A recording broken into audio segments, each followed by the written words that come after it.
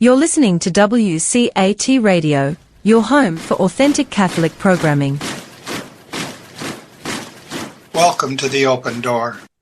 Jim Hanink here with fellow panelists Mario Ramos-Reyes and waiting in the wings, Valerie Niemeyer.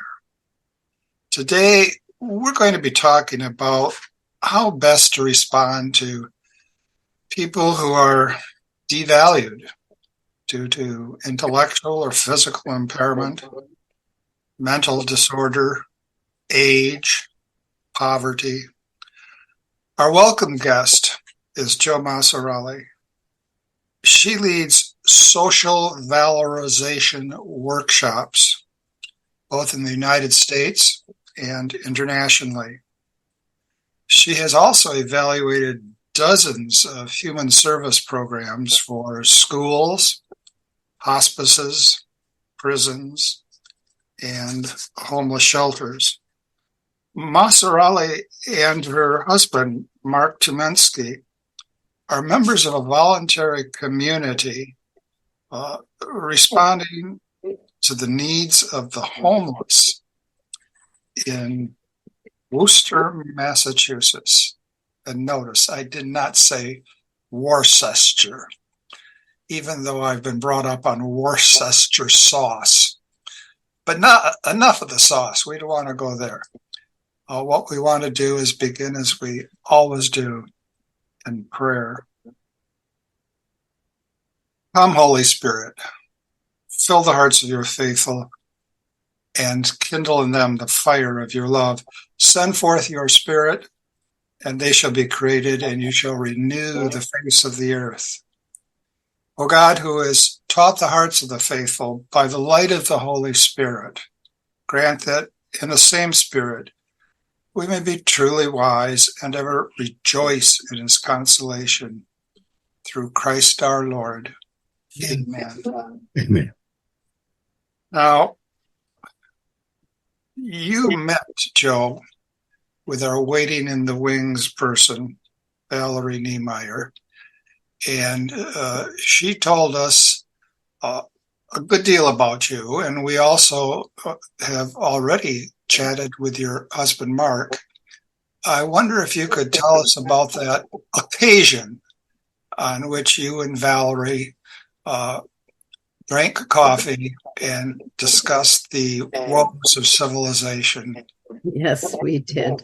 It was in Omaha, Nebraska. Marc and I were there for last May because the Festschrift in honor of Dr. Wolf Wolfensberger, our professor, was being hosted by the University of Nebraska Medical School. And so that's why we ended up in Omaha. And we met with Valerie and her son, Henry, a delightful young man. And many of my colleagues got to meet them as well. And so she really got the deep dive into social role valorization over that cup of coffee. So we were in Omaha, as I said, for this Festschrift for Dr. Wolfensberger. It's an odd word. So for those of you who might not be familiar with it, it comes from the German Fest, celebrate, Schrift, writing. And it's a group of people who gather together for a beloved professor to celebrate in writing and in conference his works or her works. And so several of us gathered, about 45 of us gathered at the medical school to fet Dr. Wolfensberger. So we each wrote a chapter and then presented it in conference, and then it was compiled into a book. And so that's why we were all there. Very good. Yeah. That's also, by the way, where his archives are located as well at the University of Nebraska Medical School. The Wolfensberger archives are there because he was in the faculty of the medical school in the 1960s for about 8 years there in the Department of Psychiatry. Wolfensberger was not a clinician, but he was there as a researcher on mental retardation, as it was known at the time. Good context for us. Mario? Well, it's very interesting, but for those like myself who do not know anything about Dr. Wolfberger, can you tell us who he was and also how did he influence you? Yeah, oh, that's a mouthful. And where do I begin?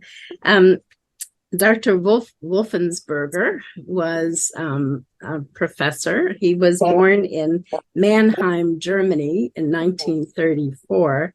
And so it was in tough times in Germany, and he lived in Germany throughout the war.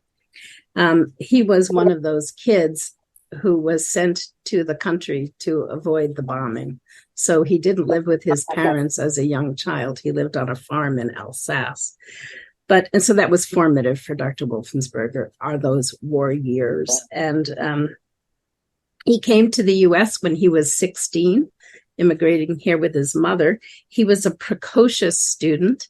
He earned his bachelor in philosophy from Siena College, which was in Tennessee, and he earned a master's degree in psychology and special education from St. Louis University, and he earned his PhD in, as it was known at the time, mental retardation research at Peabody, which is now part of Vanderbilt.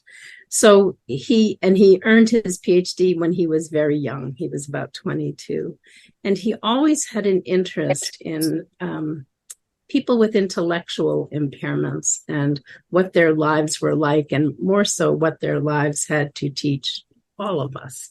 And so just to kind of fast forward with his biography, in 1971, he authored the book Normalization.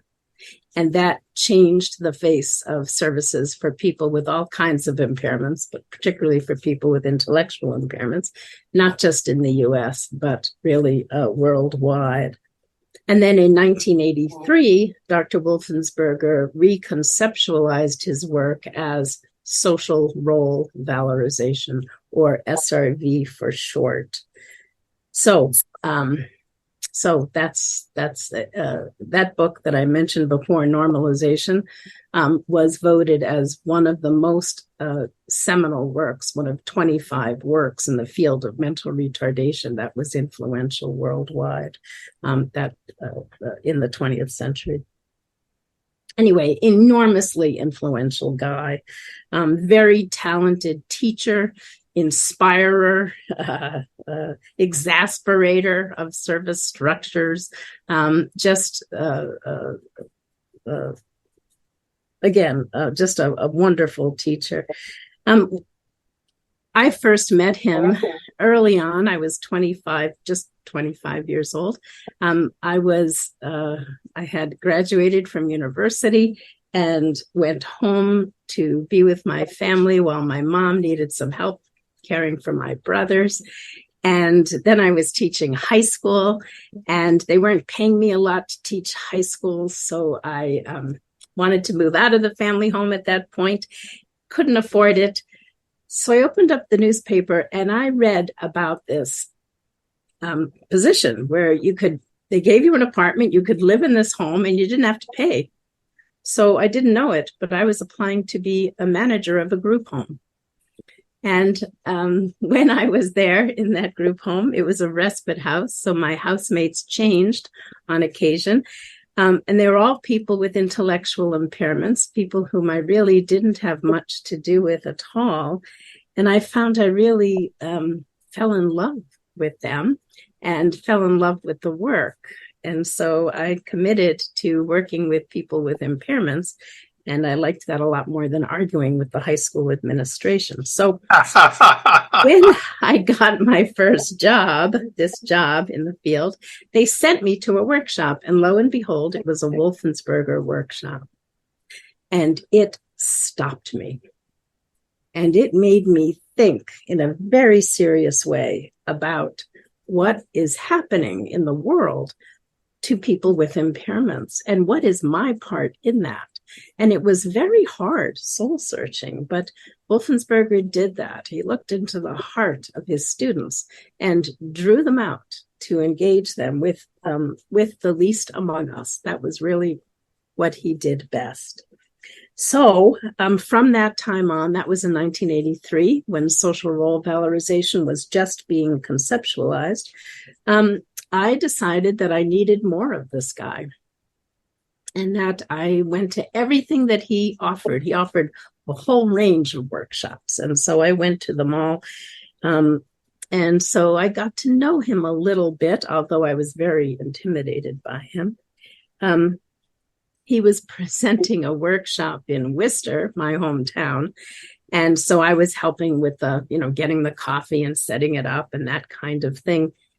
And the night before, I was told that I would be introducing Dr. Wolfensberger, which was such an honor. And I didn't frankly appreciate that.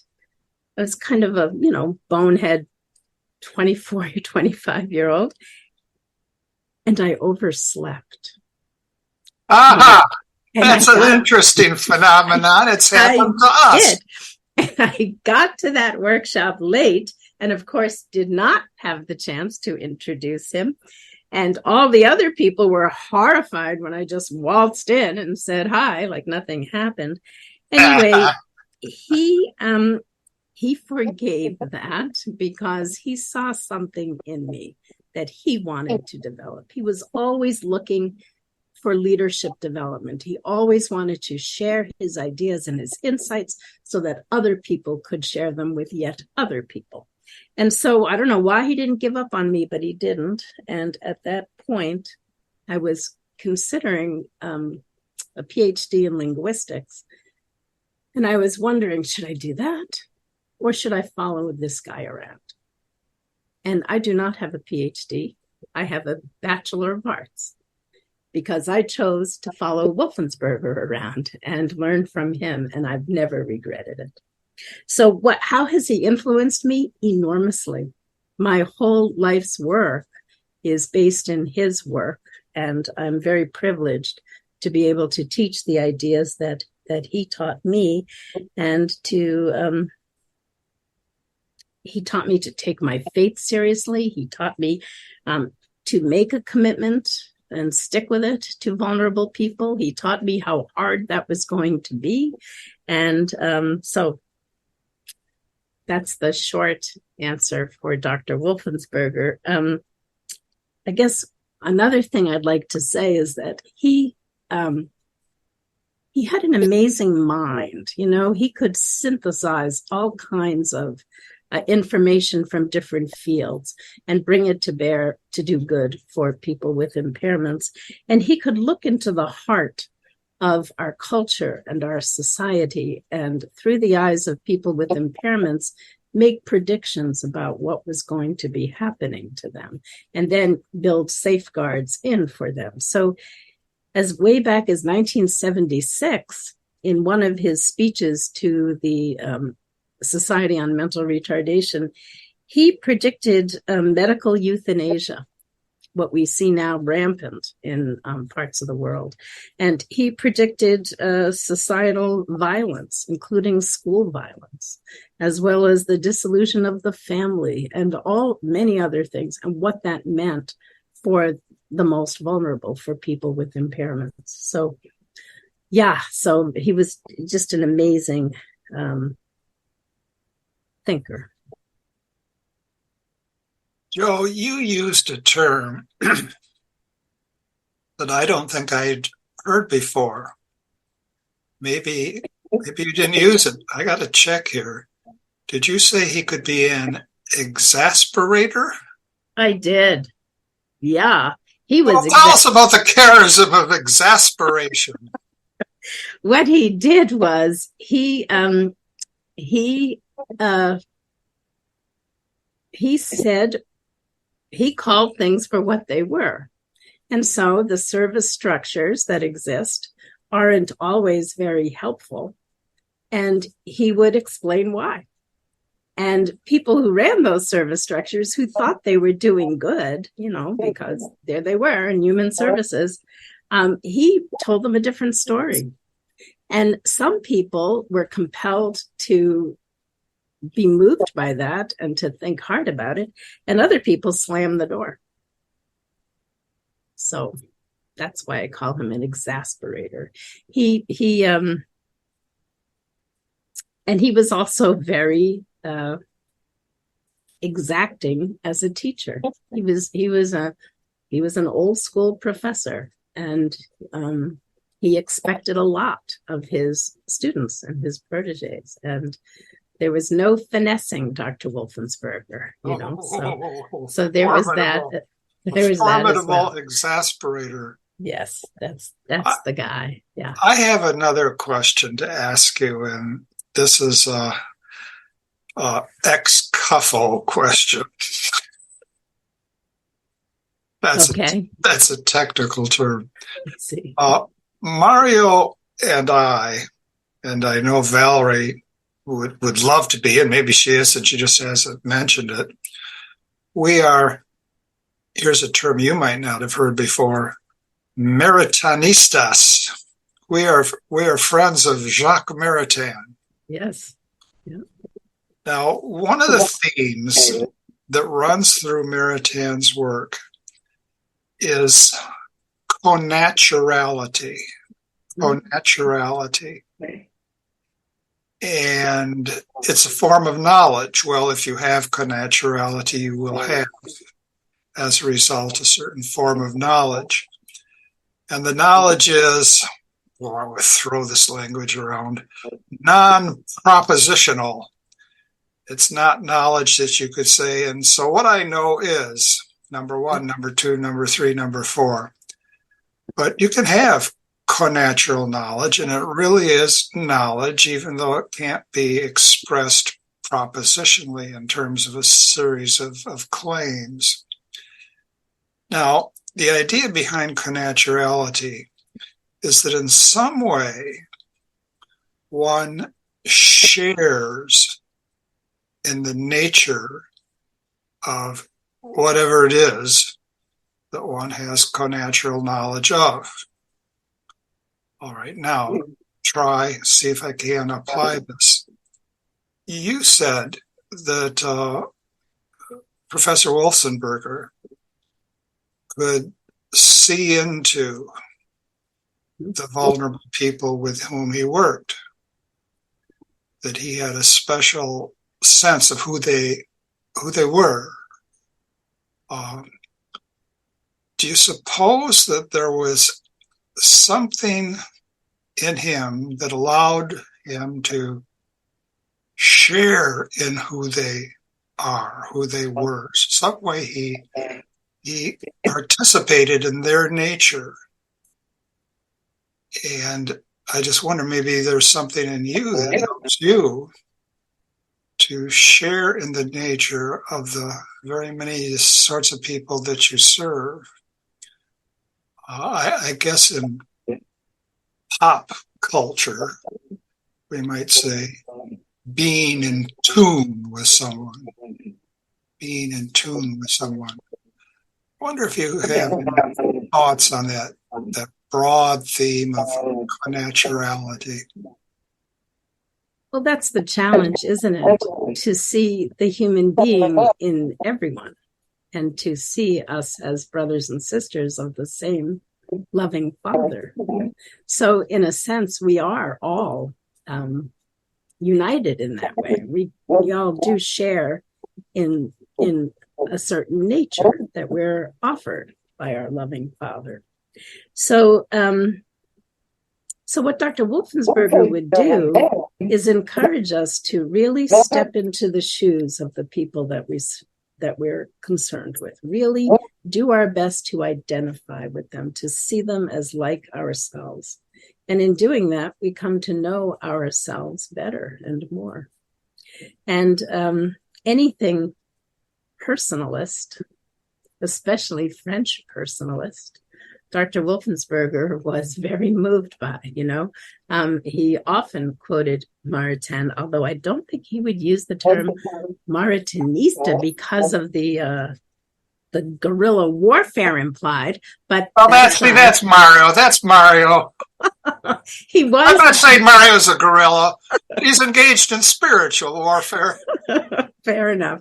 Wolfensberger was a peace-loving person, but I think that True. okay, fair enough. I grant you that. But so French personalism was very much a part of Wolf's outlook, and that looking into the nature of the human being, looking into the nature, understanding the nature of anything is an important thing to do, but looking into the nature of the human being and what we all share, impairment being one of those accidents, Aristotelian accidents, as opposed to who we truly are in the eyes of God. Wolfensberger also spoke about the difference between wisdom and intelligence.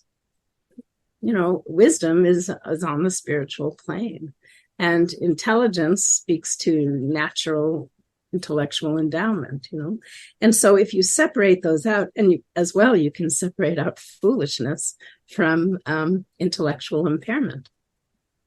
And so if you separate that out, people with intellectual impairments can nonetheless be very wise. And that made so much sense to me because I lived with people with intellectual impairments. They were my housemates, and I knew their wisdom. I just didn't have a way to think about it, And he helped, put that in my mind to understand that as my the part of me being reflected back from the person with the impairment.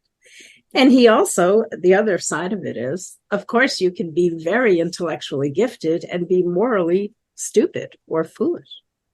And that made so much sense to me, too, looking around at the world and seeing who's in power and what kind of decisions they make.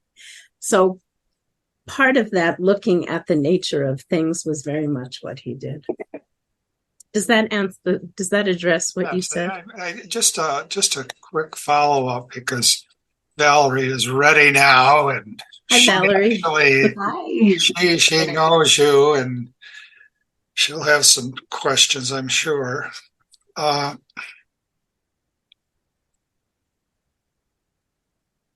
Did he ever? You said he was an old-time professor. Did he ever give you a reading list of French personalists? We teach a 3-day workshop on Wolf's interpretation of personalism. It's part of the Wolfensberger Summer Institute on Moral Issues that I'll talk about a little later. And it's being offered not to make a commercial for it, but it's being offered in July of 2025. So sure, yeah. We're There's a reading list. There's a reading list. Yes. Maybe you could add to that reading list a new volume of Mario Ramos-Reyes called Philosophy for a Mysterious Time. All right, fair enough. All right, Valerie, we haven't said anything about your technical difficulties. We've just passed over them in silence. But my computer Sorry, go ahead. Oh, sorry. You can hear me, right? Yes. Okay. Well, my computer just said I was in the waiting room, like from the time we started. So I tried to get out and in a couple of times, and it just gave me the impression I was in the waiting room. But maybe that wasn't the case. I don't know. There was a diagnosis, ex cuffo diagnosis on the part of Mario Ramos-Reyes. He attributed it to something he called brujeria. It could be because, that's technology. You just never know. But I just wondering, and I'm sorry I did miss the beginning, but I am wondering what's the status of, what's the status of the movement, the social role valorization movement here and abroad in the world? Where are we at with kind of this change of perspective that's such a blessing? That's a good question. SRV has always been, well, let me put it this way.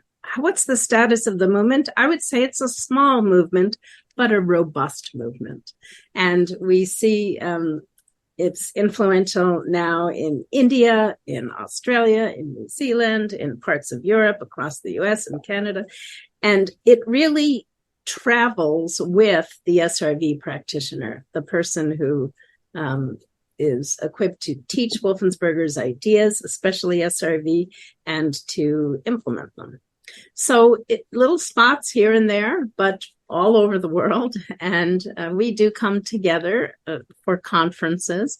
And when we do, there's a few hundred people in the room who can make it. And so we also have an international SRV association where there's a exchange of ideas going on all the time. So it's robust but small. And, I suspect it will always be small for two big reasons. One is it is unapologetically allied with the least among us.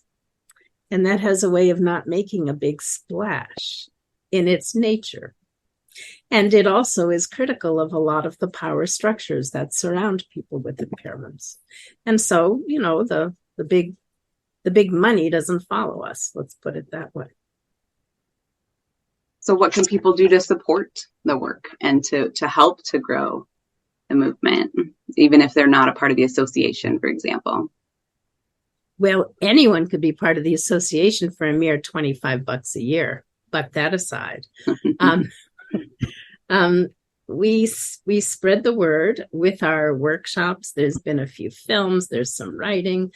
And people get interested in it. And like what happened to me, as I described, just want more. And so that's what grows it. So there's plenty of workshops. Our workshops are not just for human service workers. We have workshops for families and citizens, board members, all kinds of people come to our teaching events and our discussions. So that's what one can do. Well, and on a more personal note, and I don't know if this is the quote that stuck with me when I met you in Omaha. I asked you to sum up social role valorization to my son, Henry, who was with me.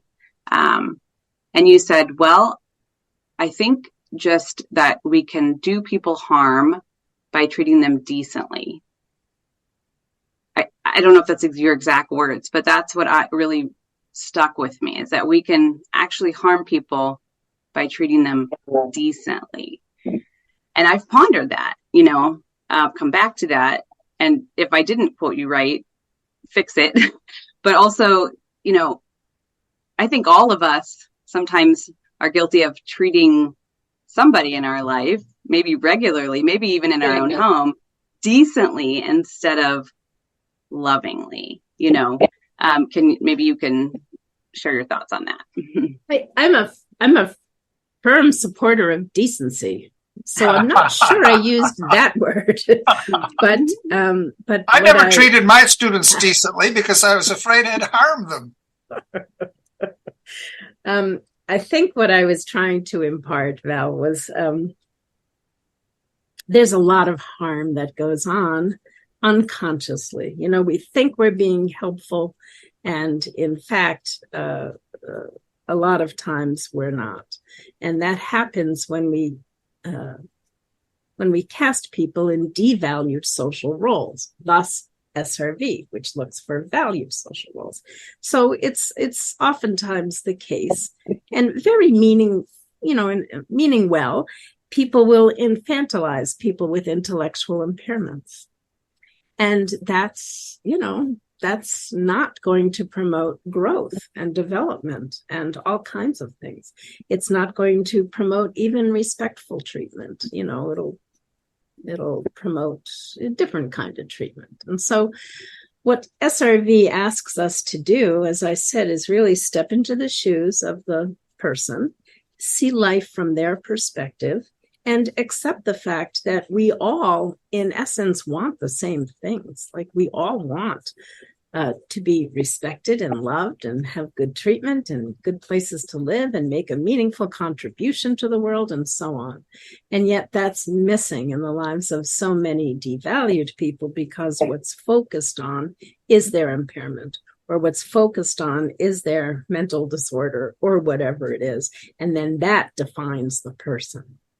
And when that defines the person, when their devalued characteristic is what's foremost in people's minds, then all those other good things of life that you and I just expect to have are not offered that person. So that's, and if you look at the lives of people with all kinds of impairments, what they get is inferior housing, inferior treatment, inferior work. And so we would look to address that through supporting them in valued social roles. Thank you. Just a personal example, as to when your words came to mind, my brother-in-law, who's 10 years older than me, has mental kind of developmental impairments, and he lives on his own, and he can call a lot. And sometimes it's easy to sort of be like, oh, it's him again. And I've always tried to remind myself, and I'll tell my kids, like, it's Jesus calling, so answer as if you're delighted to hear and are, in that way. And maybe that's beyond decent, but to me, the challenge was call him. Don't wait for him to call. We all want to be called. We all want to be sought out. We want people to desire to be in our presence. We want people to enjoy us. And so even something that seems pretty decent, which is accepting maybe more calls than you might feel like accepting in the midst of daily life from somebody who, who just calls and sort of rambles, that's maybe not good enough, Why not seek to love more rather than just to treat just kindly enough, And so yeah, that's a good point. It's a good point. And sometimes what's called for is just an honest expectation too. Like, look, I know that you're lonely and you want to hear another voice, and we can have lunch tomorrow, but today it's hard to pick up the phone 7 times. So I'll call you this evening and we'll set up lunch tomorrow. Like, sometimes it's also reasonable to just be straight with the person, and whether they can accept that or not. So both are called for. Yes, Yes, boundaries. Yes, both boundaries. And it's been easier for me to respond in a pleasant way to him the more he's been able to respect boundaries. And so it has required that as well. So that was a good addition. So. All right, Mario. You solemn son of a gun. What do you have to say? Well, I was listening carefully what you were saying regarding how we treat people with some impairment, and we need to value them and see the expectation, the desires, which are similar to ours, because generally we make some differences and we treat people not quite well. But my point is that you are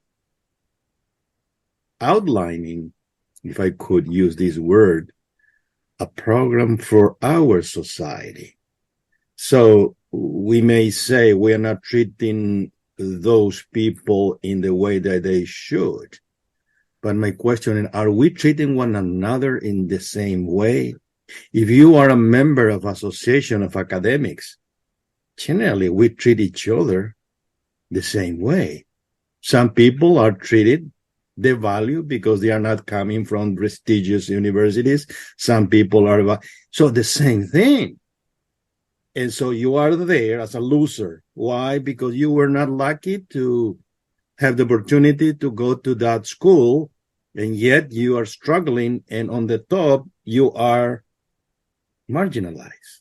Now, I'm not saying it's intentional, but it's unconscious. And then you have there a bunch of people who are struggling, and instead of enjoying themselves, there is a competition going on there, and that reproduces our society, which the highest value is rigid individualism.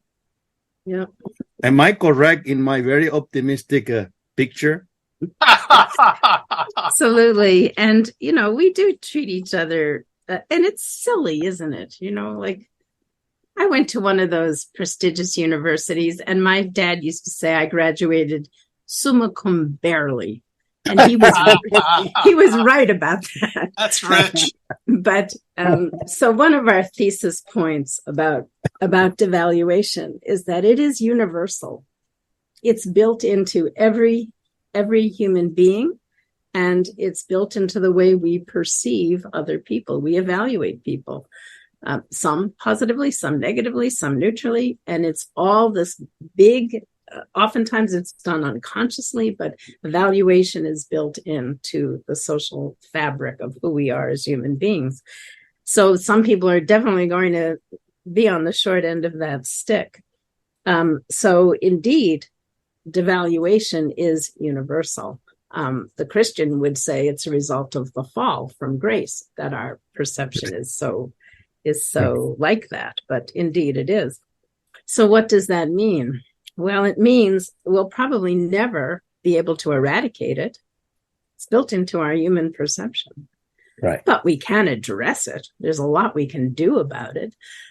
First, we have to be conscious of it, and then we have to understand how valued roles are the key, oftentimes, to decent treatment, but not they're not the be all and the end all, but they're a big step toward that.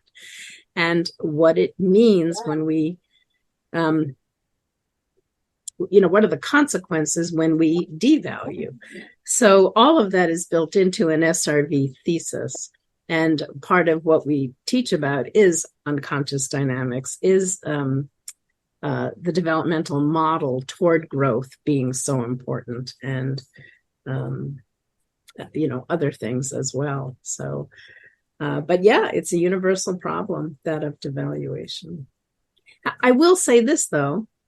There are some people whose very identity is that of a devalued person.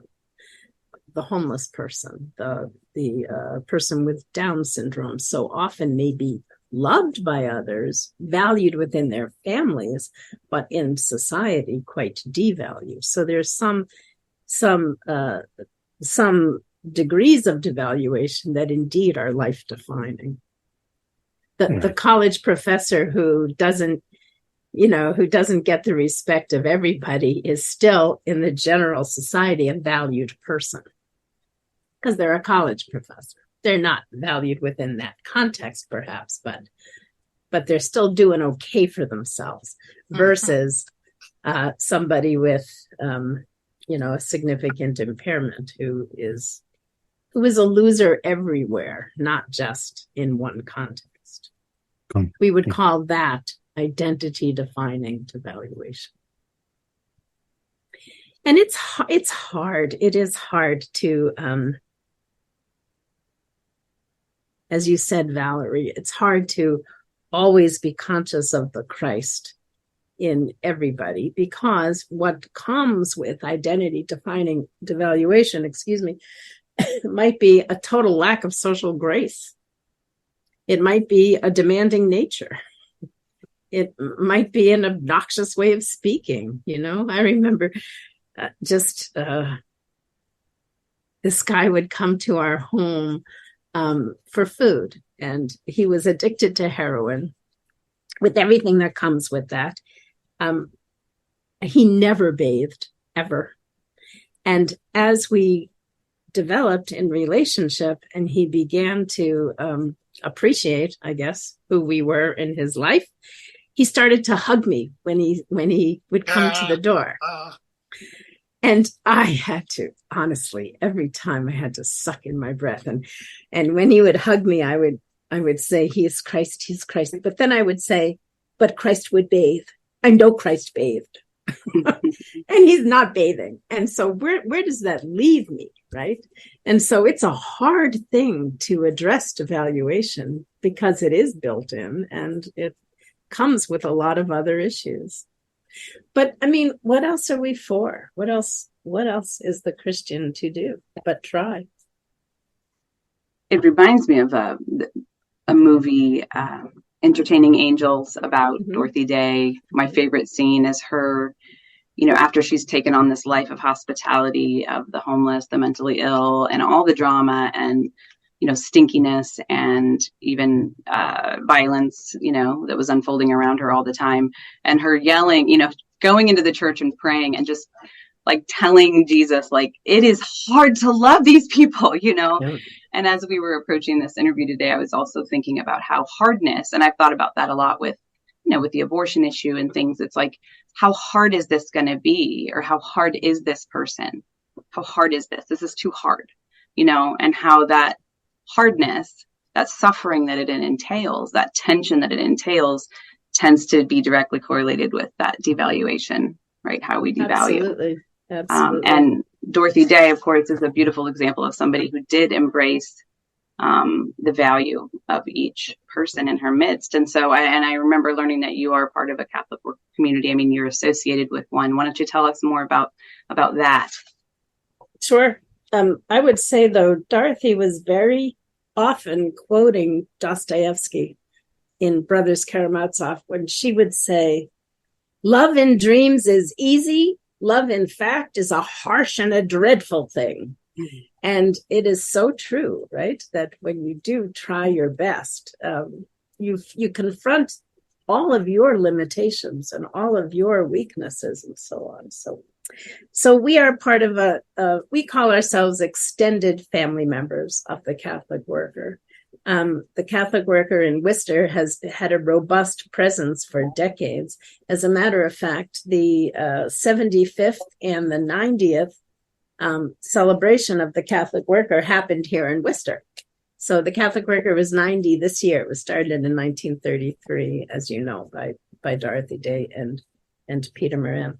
We have two main communities. One is called the Mustard Seed Community. It's a soup kitchen.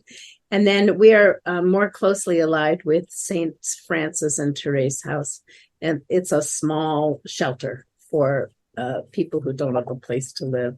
And within the family home of Scott and Claire Schaefer Duffy, they house between 6 and 8 homeless guests a night.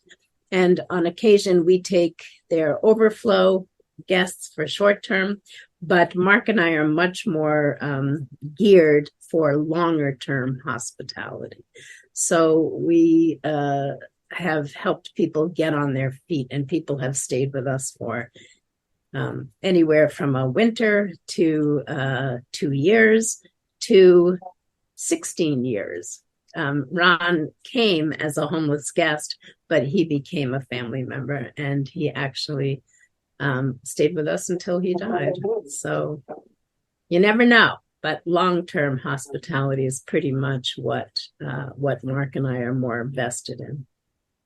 Yeah, and then people in the neighborhood know they can come to the Pink House on Oxford Street for a meal or for a ride or other instrumental sorts of help. So that's part of who we are too. So that's the Catholic Worker in Worcester. So clearly the charism of the two, of Dorothy Day and Wolfensberger, you sort of have this, again, kind of co-naturality, right, with the two of them. So do you have any other thoughts on the two of them and their place in Christianity and in the world? Absolutely. Wolf was a member of a Catholic Worker community in Syracuse, New York. It was called the Unity Kitchen Community of the Catholic Worker. And so he was very active in that community. So Dorothy Day and her charism was important to Dr. Wolfensberger. But I never want to leave Peter Moran behind either, because there would be no Catholic Worker without Peter Moran, who was Dorothy Day's co-conspirator in putting together houses of hospitality and then inspiring them. So there's a lot of similarities between Dorothy Day and Wolfensberger. Both of them quite charismatic leaders, inspirational heads of movements. They would present ideals to live by, but in a way that was tangible, that people could understand, and that they lived themselves. So they have that in common. They both also were not afraid to challenge the status quo. You know, Dorothy loved the Catholic Church, but took on the bishops, and when the principles weren't being applied, and Wolfensberger took on the human service systems just as zealously. So they have that in common too.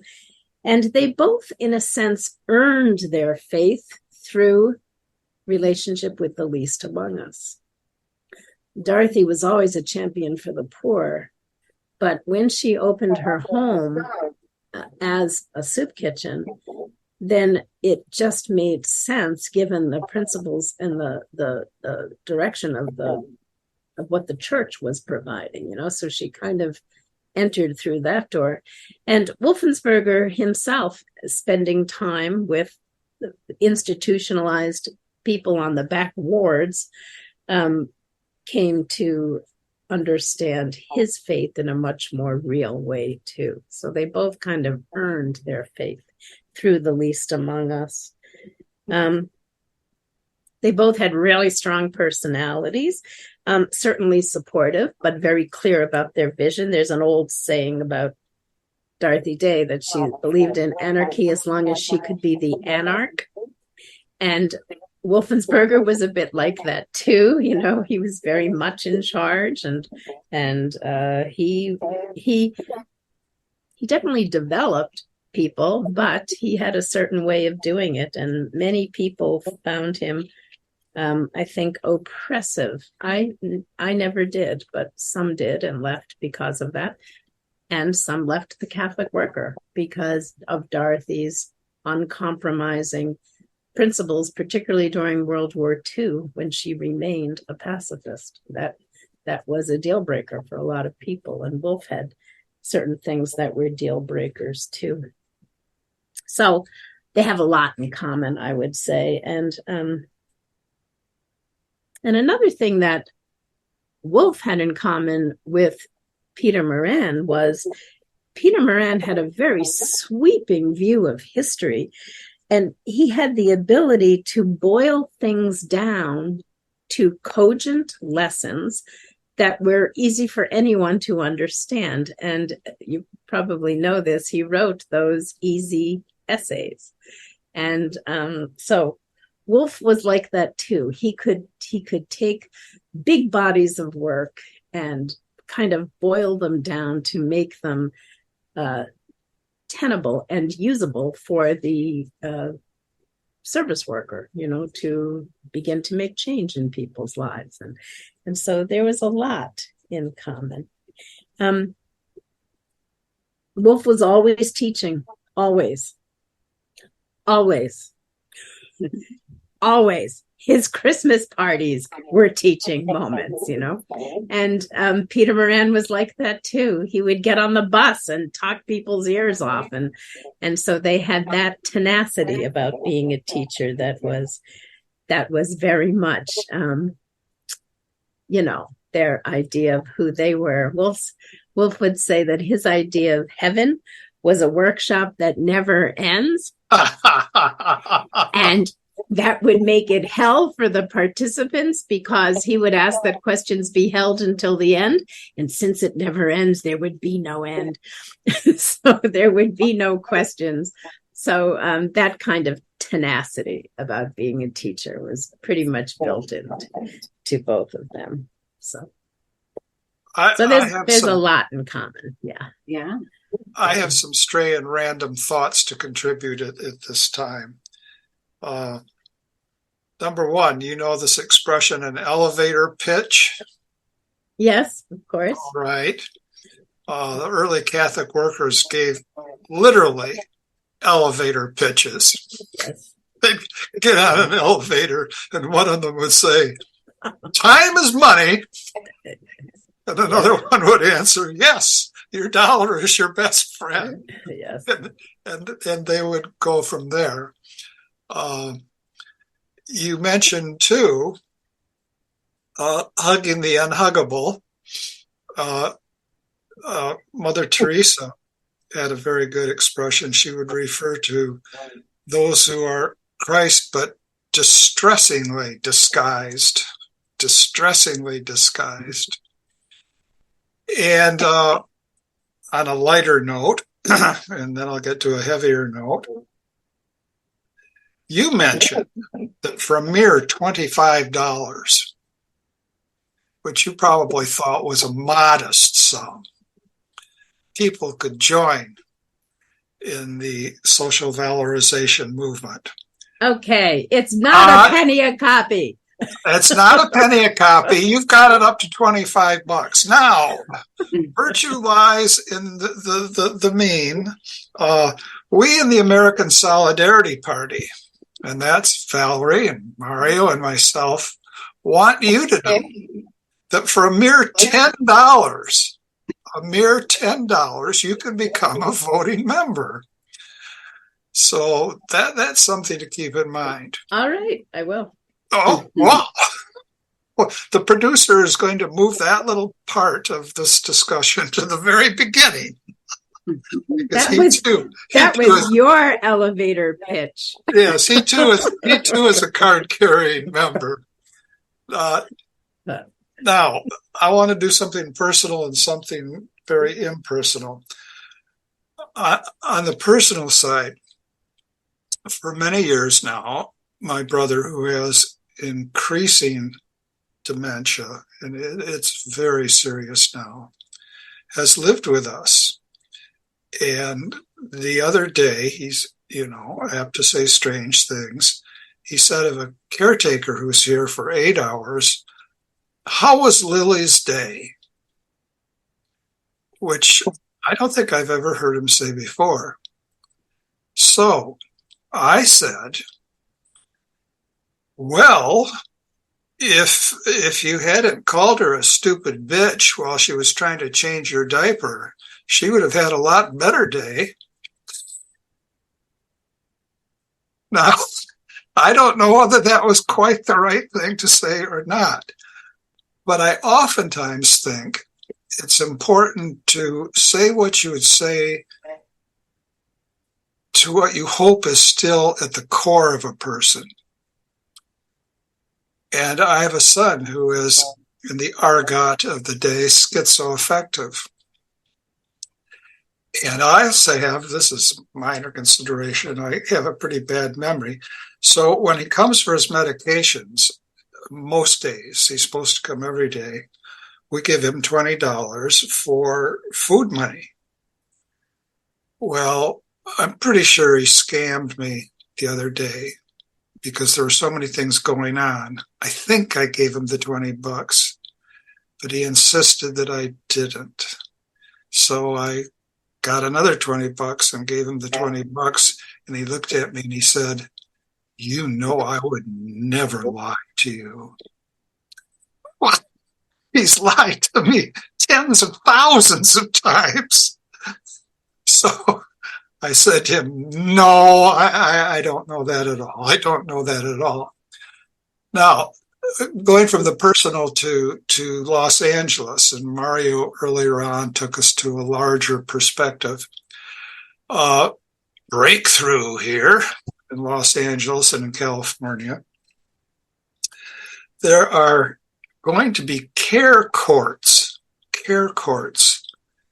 where people who are chronically homeless and mentally ill and or addicted can volunteer to participate. And in the care court, the benefit for them would be that there be some focus on services for them. Now, guess who's opposed to the care court? The American Civil Liberties Union. Why are they opposed to the care court? Because it violates the autonomy of the people that it would serve. And I want to say that autonomy is 99% non-existent. And I want to say, not as Peter Moran would say, but as Ludwig Wittgenstein would say, another of my mentors, the ACLU is in the grip of a theory, and it's a very bad theory, the theory that everybody is somehow autonomous fully, and that full autonomy is the overarching value of life, whereas in fact, it's not. So any comments on my random thoughts? Yeah, that kind of orientation toward autonomy, I think, is an enemy of many devalued people. It's certainly an enemy of people who are sick and in the medical services. And it's certainly an enemy of people whose judgment is impaired.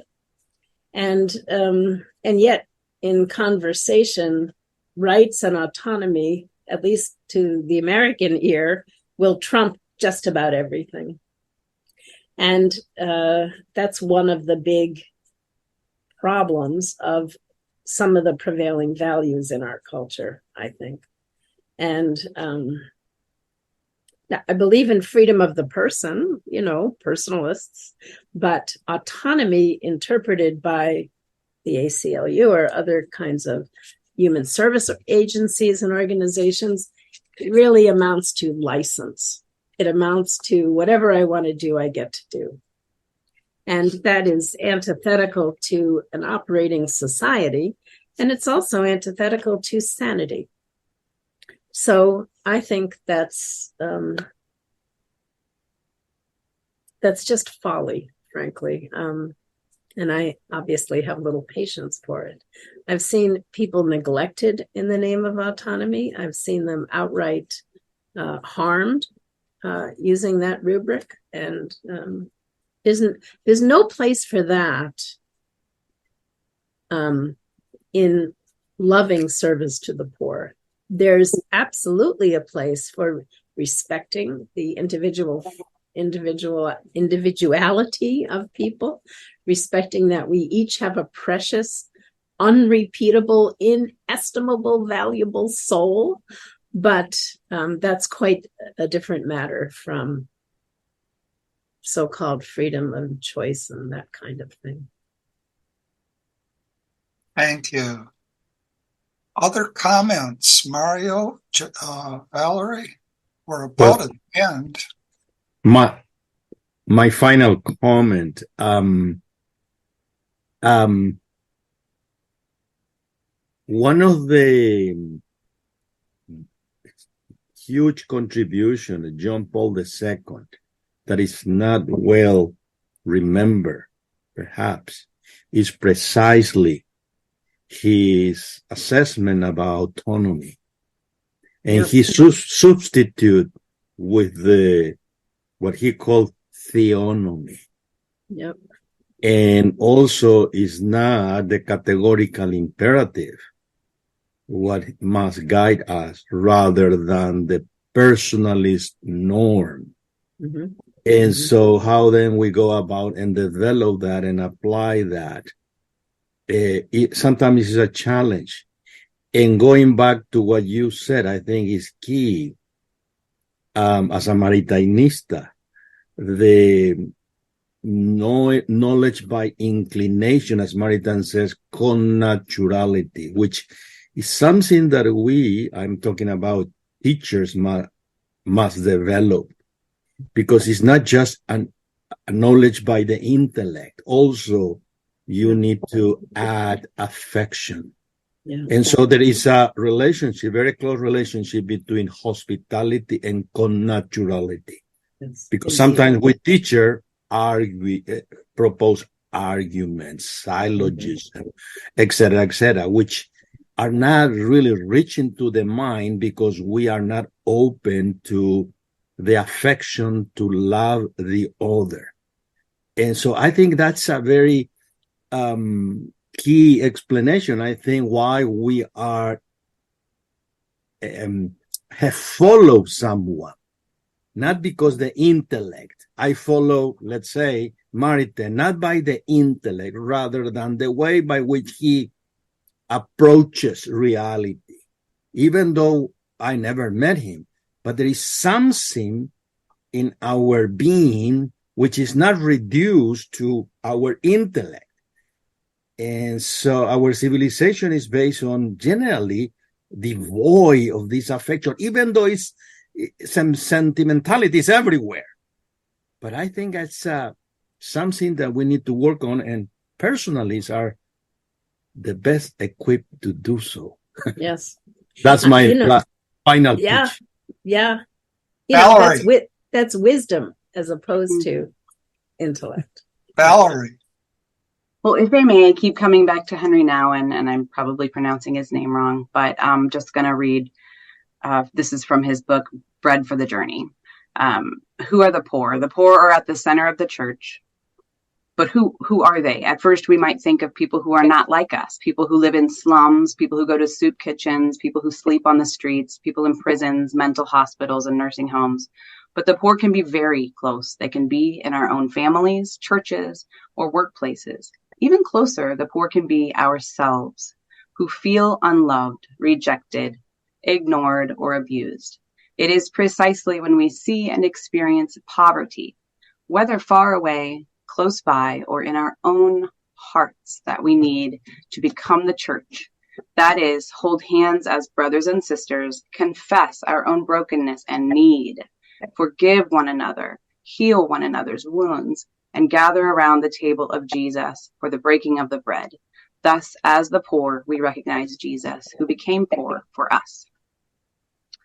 I think Nouwen has a lot to say about these topics, but I know in my own experience, that's how that faith coming through the least of these, that for my own encounter with the poor enabled me to experience healing of my own poverty, my own need, first of all from God and then from community. So it's been just delightful talking to you about this theme that is central to our humanity, all of our humanity, and that we can all look around us and see a place where we can live out this idea of valuing people, because all people have a role. And in our culture, we've really lost sight of the multitude of positive roles that people can have, especially the poor. So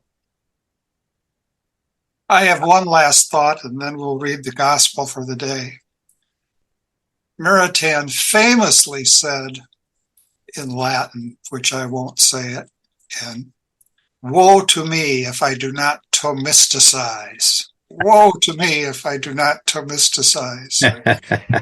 Now, woe to me if I do not Thomisticize. I think Jo would certainly appreciate that, and I know my fellow panelists do. There's a virtue that gets misrepresented in life today, and it's the virtue of prudence. And usually prudence is appealed to when people don't want to act. But in fact, Thomas, our common doctor, defines prudence as recta ratio in agibilius, right reason in acting. And of course, connaturality is not opposed to reason. It's a dimension of reason. Well, gospel for today, according to Luke. After Jesus left the synagogue, he entered the house of Simon. Simon's mother-in-law was afflicted with a severe fever, and they interceded with him about her. He stood over her, rebuked the fever, and it left her. She got up immediately and waited on them. At sunset, all who had people sick with various diseases brought them to him. He laid his hands on each of them and cured them, and demons also came out from many, shouting, "You are the Son of God." But he rebuked them and did not allow them to speak, because they knew that he was the Christ. At daybreak, Jesus left and went to a deserted place. The crowds went looking for him, and when they came to him, they tried to prevent him from leaving them. But he said to them, "To the other towns also I must proclaim good news of the kingdom of God, because for this purpose I have been sent." And he was preaching in the synagogues of Judea. Come, Lord Jesus, come. Thank you so much. Thank you, Jo, for joining us. It's been a delight. Thank you. Thank you very much. Amen. Good to see you all. Thanks again. Hello, God's beloved. I'm Annabelle Mosley, author, professor of theology, and host of Then Sings My Soul and Destination Sainthood on WCAT Radio. I invite you to listen in and find inspiration along this sacred journey we're traveling together to make our lives a masterpiece and, with God's grace, become saints. Join me, Annabelle Mosley, for Then Sings My Soul and Destination Sainthood on WCAT Radio. God bless you. Remember, you're never alone. God is always with you.